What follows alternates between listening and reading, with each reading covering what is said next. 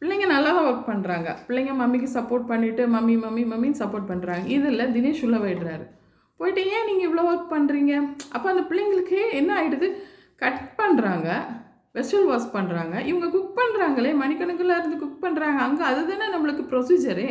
ஒருத்தர் குக் பண்ணுறவங்க சமைக்க வேண்டாம், க்ளீன் பண்ண வேண்டாம், எல்லா வேலையும் பார்க்க வேண்டாமே. ஆனால் இவங்க எல்லா வேலையும் பார்க்குறாங்களே. பேஸ் க்ளீன் பண்ணுறாங்க, ஃப்ளோர் க்ளீன் பண்ணுறாங்க, வெஜிடபிள் வாஷ் பண்ணுறாங்க, குக்கிங் டைமில் எல்லாமே முடிச்சு வச்சுட்டு தானே போயிடுறாங்க. திரும்பவும் இவங்களை கூப்பிடும்போது இவங்க கூப்பிட்றதுல என்ன தப்பு இருக்குது? அன்றைக்கி அதை தான் கேட்டாங்க, நீங்கள் என்னை கூப்பிட்றீங்கன்னா ஓகே நான் வெசல் வாஷ் பண்ணுறேன், அப்போ நான் இன்றைக்கி சமைக்கலை.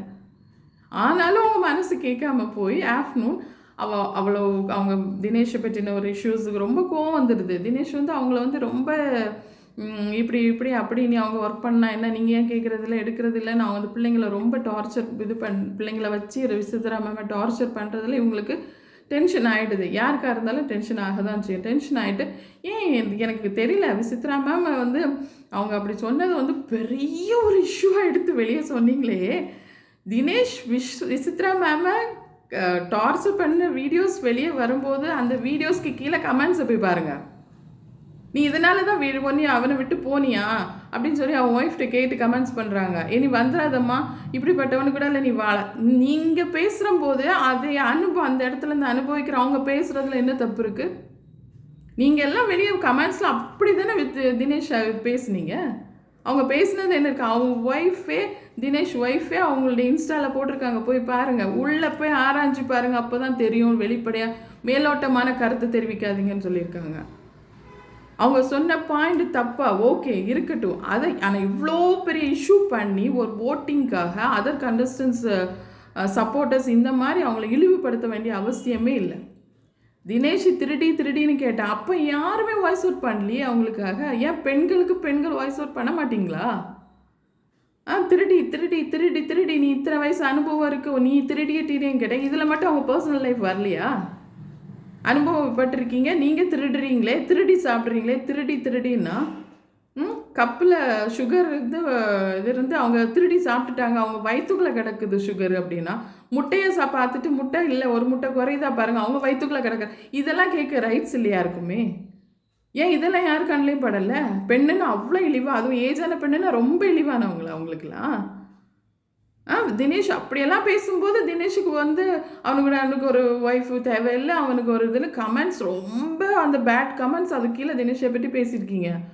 இந்த ஒரு இஷ்யூ பாயிண்ட் எங்கே கிடைக்கும், அந்த பாயிண்டை வச்சு எப்படி பெருசு பண்ணி அவங்க கண்டஸ்டன்ஸ்க்கான ஓட்டிங் அவங்க ஏர்ன் பண்ணிக்கலாம்னு நினைக்கிறாங்களே தவிர, ஒரு பெண்ணை பற்றி நம்ம பேசுகிறோம், ஒரு தாய்மையை பற்றி பேசுகிறோம், நீ ஓட்டு வாங்கிக்கோவும் கண்டஸ்டன்ஸ் உனக்கு நீ பிடிச்ச உனக்கான கண்டஸ்டன்ஸ் என்ன குட் ஒர்க் பண்ணியிருக்காங்களோ அது வெளியே நல்ல விதத்தில் ப்ரொஜெக்ட் பண்ணி நீ ஓட்டு வாங்கு.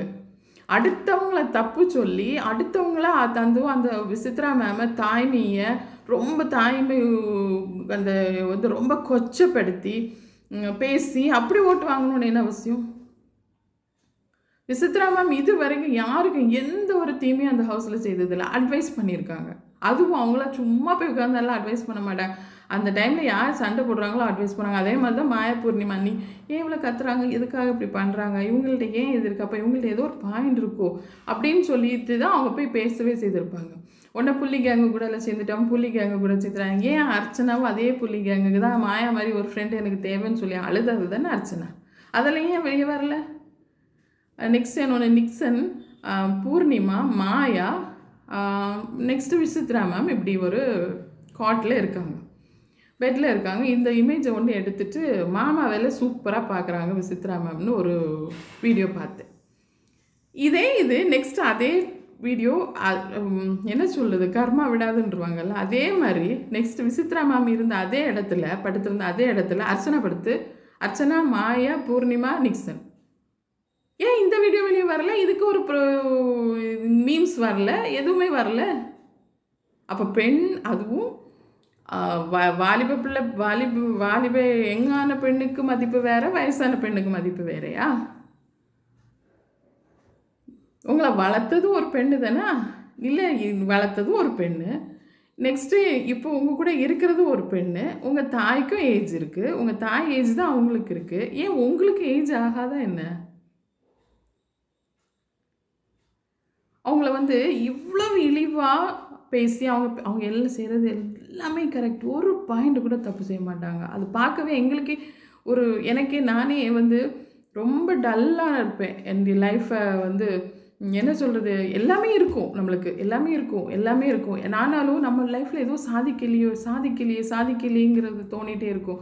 ஆனால் எது நினச்சாலும் ஒரு பயம் இருக்கும். ஆனால் விசித்ரா மேமை என்றைக்கு நாங்கள் பார்த்ததுலேருந்து என்னத்துக்கு பயம், ஒரு துணிச்சல். அவங்கள பார்த்து எனக்கு இன்ஸ்பயர் தான் ஆச்சுதே தவிர எனக்கு எந்த விஷயத்துலையும் அவங்க வந்து எனக்கு வந்து இப்படி நடந்துட்டாங்களே, இப்படி பேசிட்டாங்களேன்னு தோணதே இல்லை.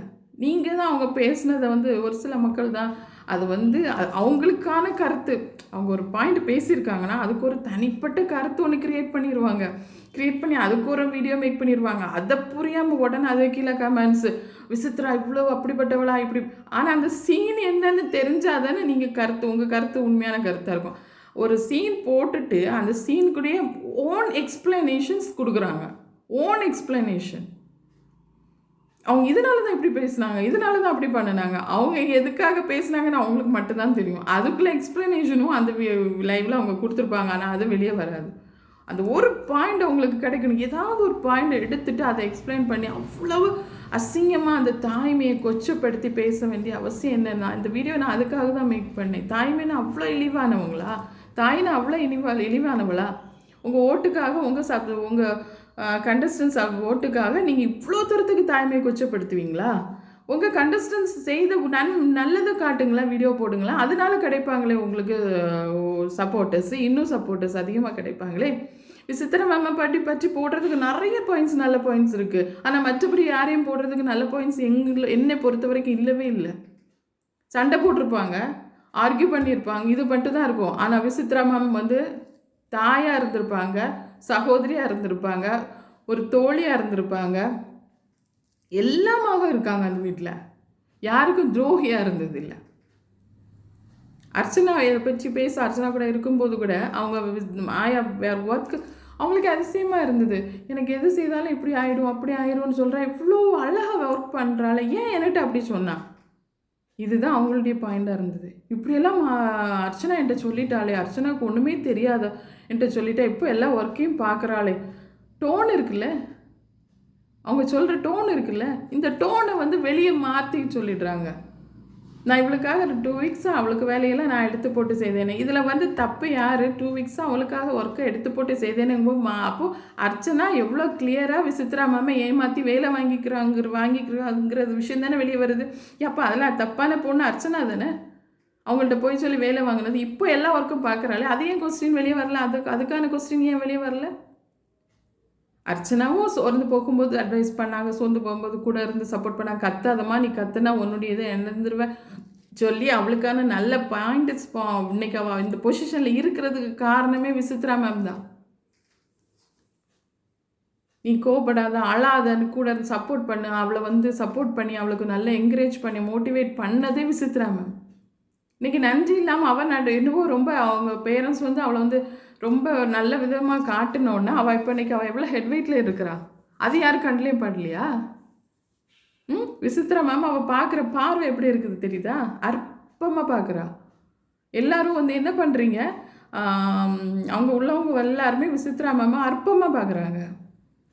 ஏதோ ஒன்று ஒரு வயசானது உட்காந்துருக்கு பேசுது அப்படிங்கிறது இது கண்ணெலாம் ரீசன் என்ன?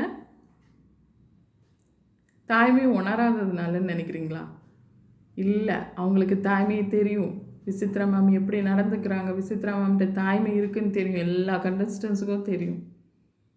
பேசிட்டோமே, நம்ம தப்பாக பார்த்துட்டோமே, தப்பு அப்படின்னு சொல்லி எல்லாருமே விசித்ரா மேம்கிட்ட போய் சாரி கேட்டாங்க. Sorry mummy, sorry mummy, sorry மம்மின்னு கேட்காதவங்க யாருமே கிடையாது. விசித்ரா மேம் சாரின்னு கேட்காதவங்க எல்லாரும் கண்டஸ்டன்ஸுமே கேட்டு அவங்கள்ட்ட ஜாலியாக தான் இருக்காங்க அவங்க எல்லாருமே. தினேஷ் அவங்கள வந்து ஒரு டைமில் வந்து ரொம்ப டார்ச்சர் பண்ணி, அந்த டார்ச்சருக்கு ஏன் டார்ச்சர் பண்ணினார் அப்படிங்கிறதுக்குள்ள ரீசனும் நேற்று தான் விசித்ரா மேம் சொல்லியிருந்தாங்க.